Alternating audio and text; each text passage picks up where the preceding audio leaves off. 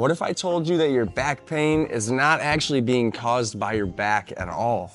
For a lot of people, this is the case. They come in and maybe they even had an MRI before and everything's come back clean and there's nothing actually structurally wrong with the back, but they're having a ton of back pain. And we ask the question, well, where would it be coming from? Where is our problem at?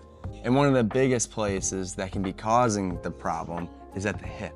So admittedly, if you're into powerlifting or bodybuilding or really just like to work hard in the gym, the things you like to do the least is mobility work.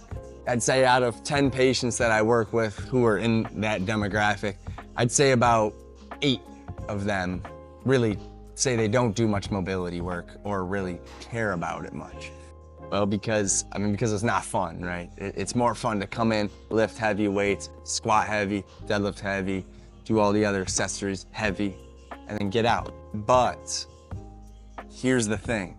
The hip moves in 3 different planes. It moves in every single way that we can possibly move. It moves good forward and back, which is what you're kind of used to with your squat and deadlift and lunges and RDLs and all those movements.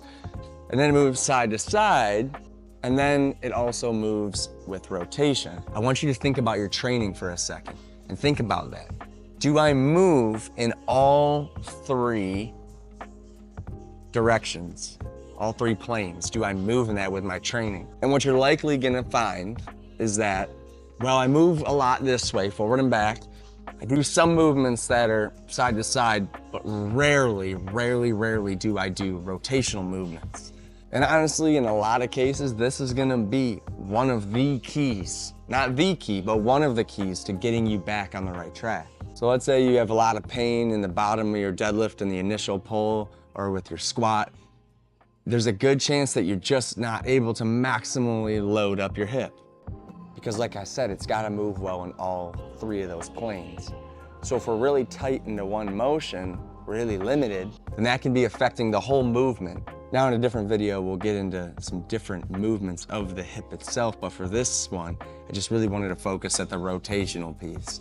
Because I know that a lot of you aren't doing this, this is usually like the lowest hanging fruit that we can start adding back in. It's gonna make a really big difference. So here's a quick example of an exercise that I'd really like to use for restoring hip rotation. And you might have seen this before. It's the 90-90 position, but I want you to really make an emphasis on the actual hips, the pelvis, rotating.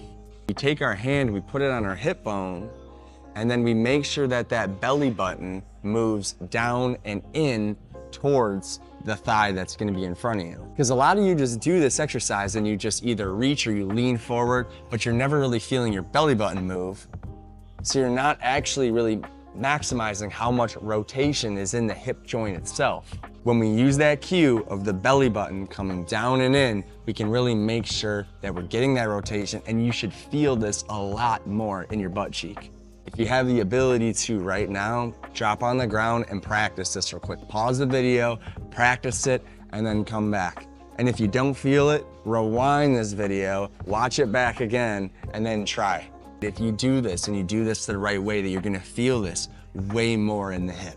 You know, you might be doing the right exercise, but you might be missing out on some subtle little cues that are really taking away the effectiveness of the exercise that you're doing. The reason I bring this up is that if you say, Jake, I've tried this before and it doesn't work for me, you're like, well, maybe you're just not doing the exercise the correct way. Maybe it's not the exercise itself. Maybe it's just the execution of the exercise. Now, I'm not just sitting here trying to roast you, but just keep an open mind before you completely rule something out that it doesn't work. All right, so exercise number 2 here is a loaded mobility exercise. So I really like this one because it combines strength and mobility.